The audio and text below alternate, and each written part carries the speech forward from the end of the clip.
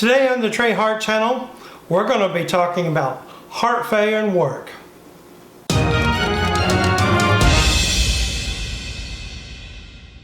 So, in heart failure, when people's been to the hospital, they say, well, when can I return to work? The most important thing for you is to recover. So that is a variable answer, because some people with a heart failure condition, they recover quicker, and some people, it depends on the severity of their heart failure condition, meaning while they were in the hospital, how severe was it? So depending on the severity, when you get out, will depend on how quickly you're able to return to work. Basically, you need enough time to recover. And I know some people, your job wants you back, you need to be back, and we have to have money to get by nowadays. You got to give yourself time to recover. Basically, going back to work too quick will result in you going back to the hospital quicker as well, and will result in more delayed time off work. As to where waiting too long as well may cause your employer to have problems of where they might need you, or other things that are going on. Plus as well, the longer that you wait, the more money you don't have. And so, those are considerations. Basically, you need to wait until you're recovered from your condition. You need to wait till you're able to do your job in a manner consistent to what you were doing before.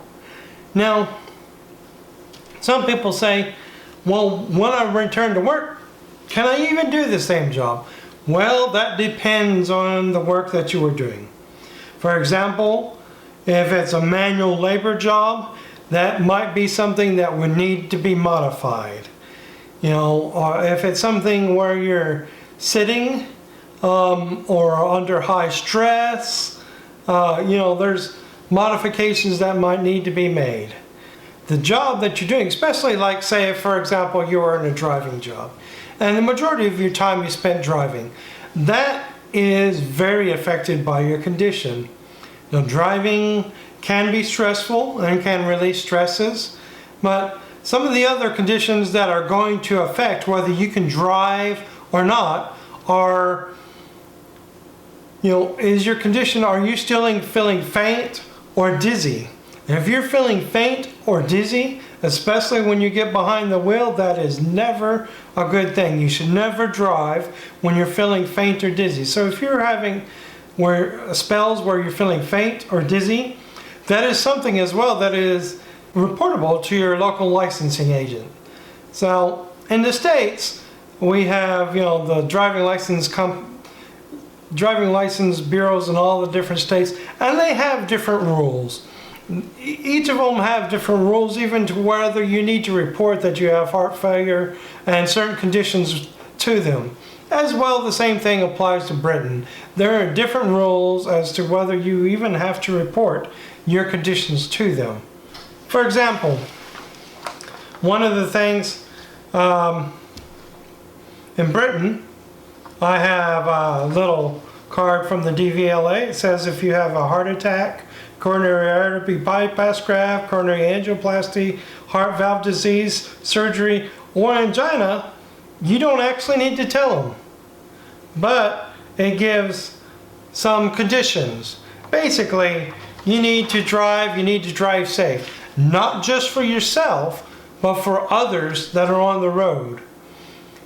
Sometimes we like to be stubborn and feel that we can do things that we can't, especially when it comes to driving. In the States, if you can't drive, you're near enough stuck.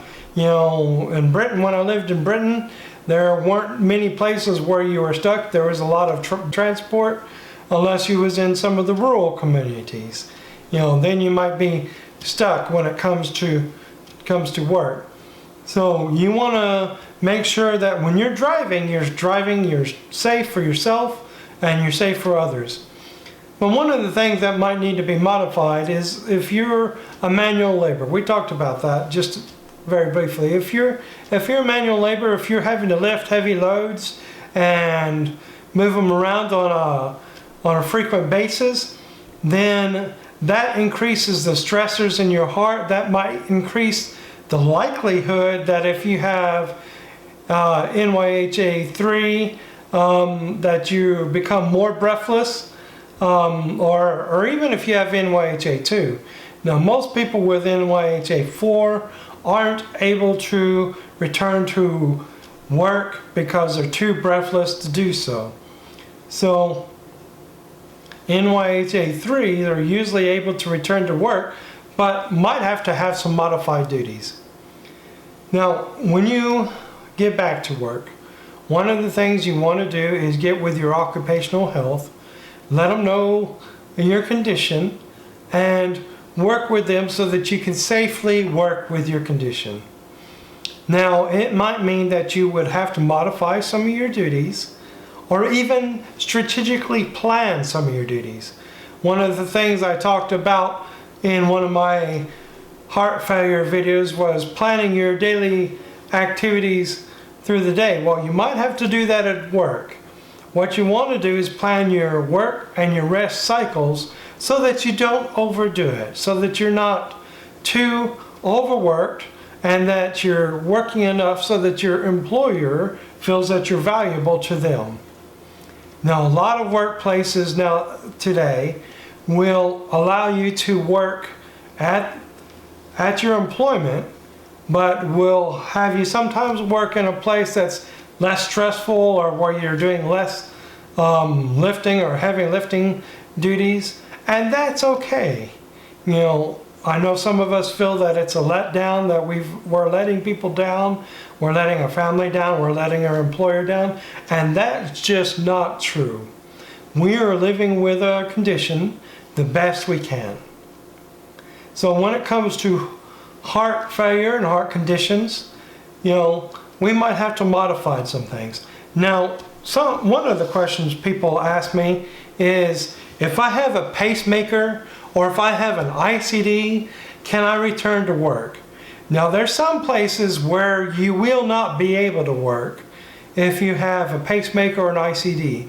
And those places are places that have high magnetic fields, such as X-ray, radiology departments in hospitals, especially those places where you are around MRI imaging. You may not be able to work in that department you won't be able to work in that department if you have an ICD, or if you are working in that department, they might have you in a place that's away from their high magnetic sources. As well, if you are in the community and you work such as car disposal places where they use the high magnets to move the cars and stuff like that, that might be something you won't be able to do. You won't be able to work in or around places that have high magnetic fields, because they will interfere with your defibrillator and your ICD device. Now, fortunately, ICD devices and defibrillator are getting more and more advanced. So as they get more advanced, that might be something in the future that's taken away, who knows, but currently it is not. So one of the things you should know is that usually when in NYHA 1 and 2, there's really nothing that needs to be modified or done at work that would need to be changed. But within NYHA 3, where you get more breathless, then that might be a situation where in your work you would need to modify your duties and talk to your occupational health and talk to your employer.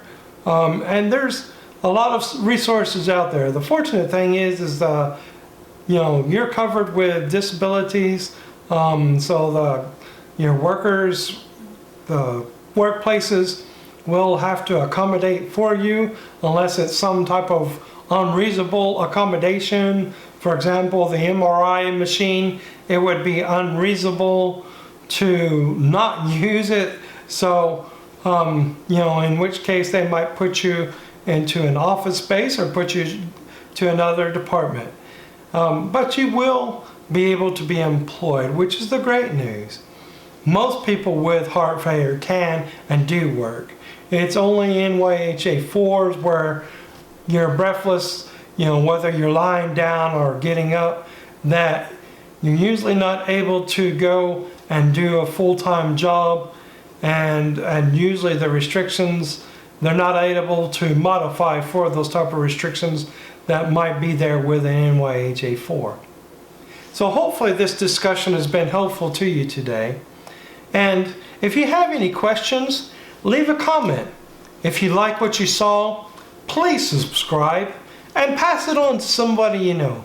They might need the information. And I will see you next time.